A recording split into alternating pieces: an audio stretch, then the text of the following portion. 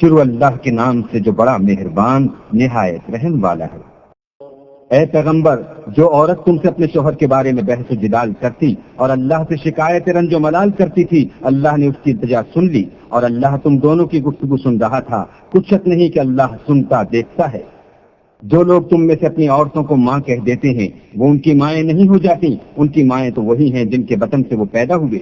بے شک وہ نامعقول اور جھوٹی بات کہتے ہیں، اور اللہ بڑا معاف کرنے والا اور بخشنے والا ہے۔ اور جو لوگ اپنی بیویوں کو ماں کہہ بیٹھیں پھر اپنے قول سے رجوع کر لیں تو ان کو ہم بستر ہونے سے پہلے ایک غلام آزاد کرنا ضرور ہے۔ مومنوں، اس حکم سے تم کو نصیحت کی جاتی ہے، اور جو کچھ تم کرتے ہو اللہ اس سے خبردار ہے۔ جس کو غلام نہ ملے وہ مجامعت سے پہلے متواتر 2 مہینے کے روزے رکھے۔ جس کو اس کا بھی مقدور نہ ہو اسے 60 محتاجوں کو کھانا کھلانا چاہیے۔ یہ حکم اس لیے ہے کہ تم اللہ اور رسول کے فرما بردار ہو جاؤ، اور یہ اللہ کی حدیں ہیں اور نہ ماننے والوں کے لیے درد دینے والا عذاب ہے۔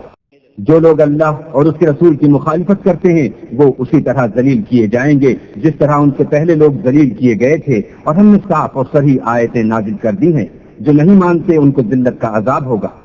جس دن اللہ ان سب کو جلا اٹھائے گا تو جو کام وہ کرتے رہے ان کو جتائے گا۔ اللہ کو وہ سب کام یاد ہیں اور یہ ان کو بھول گئے ہیں، اور اللہ ہر چیز سے واقف ہے۔ کیا تم کو معلوم نہیں کہ جو کچھ آسمانوں میں ہے اور جو کچھ زمین میں ہے اللہ کو سب معلوم ہے؟ کسی جگہ 3 شخصوں کا مجمع اور کانوں میں صلح و مشورہ نہیں ہوتا مگر وہ ان میں چوتھا ہوتا ہے، اور نہ کہیں 5 کا مگر وہ ان میں چھٹا ہوتا ہے، اور نہ اس سے کم یا زیادہ مگر وہ ان کے ساتھ ہوتا ہے، خواہ وہ کہیں ہوں۔ پھر جو کام یہ کرتے رہے ہیں قیامت کے دن وہ ایک ایک ان کو بتائے گا۔ بے شک اللہ ہر چیز سے واقف ہے۔ کیا تم نے ان لوگوں کو نہیں دیکھا جن کو سرگوشیاں کرنے سے منع کیا گیا تھا، پھر جس کام سے منع کیا گیا تھا وہی پھر کرنے لگے؟ اور یہ تو گناہ اور ظلم اور رسول خدا کی نافرمانی کی سرگوشیاں کرتے ہیں۔ اور جب تمہارے پاس آتے ہیں تو جس کلمے سے اللہ نے تم کو دعا نہیں دی اس سے تمہیں دعا دیتے ہیں، اور اپنے دل میں کہتے ہیں کہ اگر یہ واقعی پیغمبر ہیں تو جو کچھ ہم کہتے ہیں اللہ ہمیں اس کی سزا کیوں نہیں دیتا؟ اے پیغمبر، ان کو دوزخ ہی کی سزا کافی ہے، یہ اسی میں داخل ہوں گے اور وہ بری جگہ ہے۔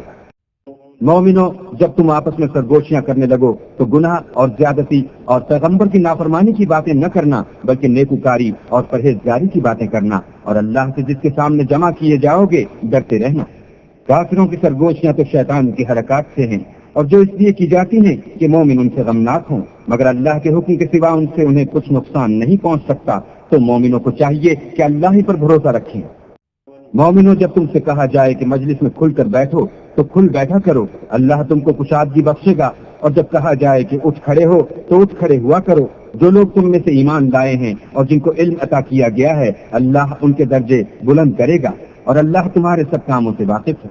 مومنوں، جب تم پیغمبر کے کان میں کوئی بات کہو تو بات کہنے سے پہلے مساکین کو کچھ خیرات دے دیا کرو، یہ تمہارے لیے بہت بہتر اور پاکیزگی کی بات ہے۔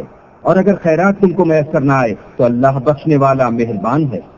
کیا تم اس سے کہ پیغمبر کے کان میں کوئی بات کہنے سے پہلے خیرات دیا کرو ڈر گئے؟ پھر جب تم نے ایسا نہ کیا اور اللہ نے تمہیں معاف کر دیا تو نماز پڑھتے اور زکات دیتے رہو، اور اللہ اور اس کے رسول کی فرما برداری کرتے رہو، اور جو کچھ تم کرتے ہو اللہ اس سے خبردار ہے۔ بھلا تم نے ان لوگوں کو نہیں دیکھا جو ایسوں سے دوستی کرتے ہیں جن پر اللہ کا غضب ہوا؟ وہ نہ تم میں ہیں نہ ان میں، اور جان بوجھ کر جھوٹی باتوں پر قسمیں کھاتے ہیں۔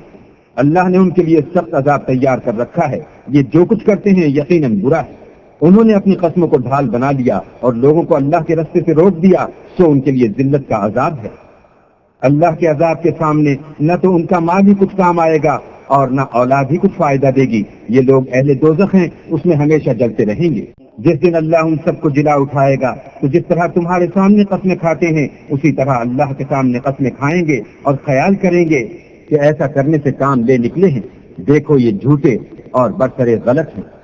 شیطان نے ان کو قابو میں کر لیا ہے اور اللہ کی یاد ان کو بھلا دی ہے۔ یہ جماعت شیطان کا لشکر ہے، اور سن رکھو کہ شیطان کا لشکر نقصان اٹھانے والا ہے۔ جو لوگ اللہ اور اس کے رسول کی مخالفت کرتے ہیں وہ نہایت ذلیل ہوں گے۔ اللہ کا حکم ناطق ہے کہ میں اور میرے پیغمبر ضرور غالب رہیں گے، بے شک اللہ زوراور اور زبردست ہے۔